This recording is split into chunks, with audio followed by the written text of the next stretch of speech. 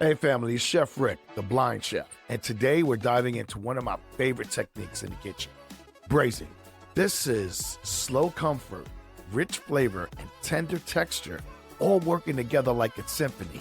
And the best part, braising is a technique that is designed for blind and low vision cooks while improving how everyone cooks in the kitchen because the cues you need comes from your hands, ears, and nose, not your eyes. So let's break it down, feel it out, and make this technique come alive.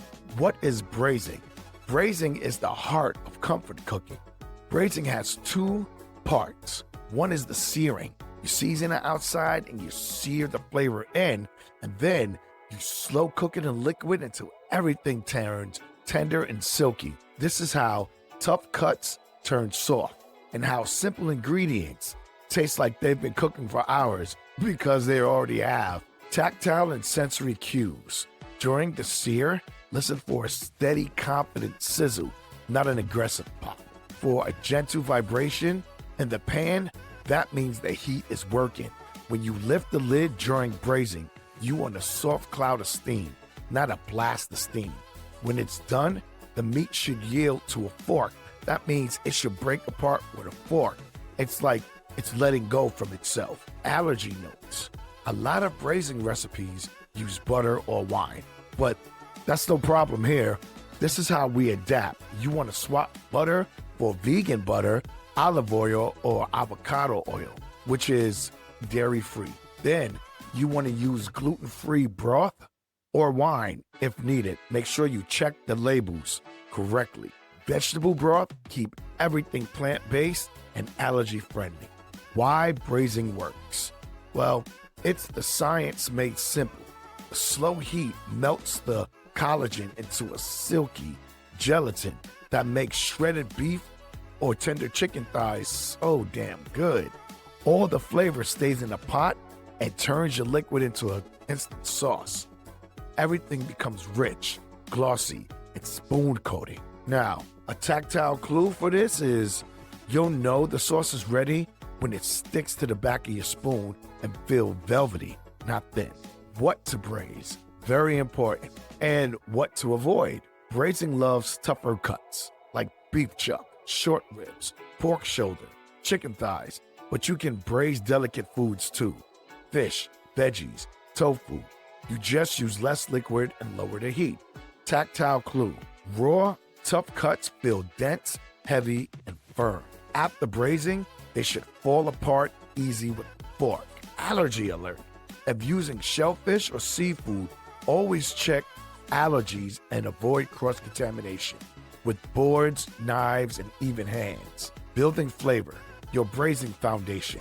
You want to start with aromatics, onions, celery, carrots, garlic, and herbs. The tactile cues for this is onions feel smooth and round, carrots feel crisp and solid, celery feels ribbed and cool. 2. Add depth. Tomato paste, wine you want to use, or vinegar. Listen for the pan's excited hiss. When you deglaze, that's flavor lifting up. You pour the liquid in, you always hear a sss. Again, that is your flavor lifting up, and you can get the fond on the bottom of the pan. Now that's real good flavor.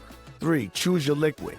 Broth, stock, vegetables, wine, or even water. Health note, when using broths and stocks, you want to use low sodium broths for heart health, or vegetable broths for a lighter anti-inflammatory option. Textile clues. After deglazing the bottom of the pan, it should feel smooth with your spoon, no stuck bits. Again, you want to scrape up that fond on the bottom. How to thicken your sauces. Once everything is tender, you can finish the sauce with the roux, which is flour plus fat, oil, butter, whatever you got. Now, you want to use a gluten-free flour for those allergies. Reduction. You can simmer the sauce until it thickens on its own. You can puree. That means blend the cooked veggies into a sauce for body. You take the meat out, you put the vegetables and the pan sauces in the blender, you blend it up, you put it back in the pan. Allergy swaps. You want to use a plant butter or olive oil instead of dairy butter. Cornstarch or arrowroot for that gluten-free thickening. Tactile clue for this is finished sauce should drip slowly off the spoon. It should not just run and fill thin. Tools for making braising easy.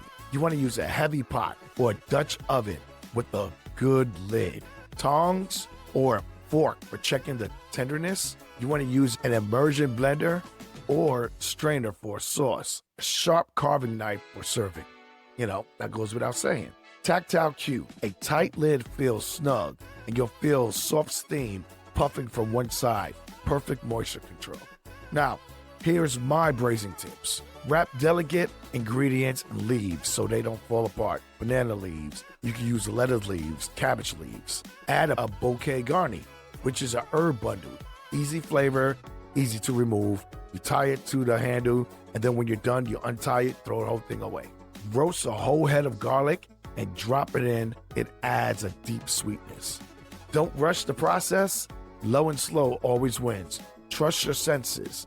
Braising is more about feel, sound, and aroma than sight, like all of the recipes here. Now, the key takeaways. Braising transforms. Its patience is made delicious. Every bubble, every stir, every aroma rising from the pot brings your ingredients closer to comfort.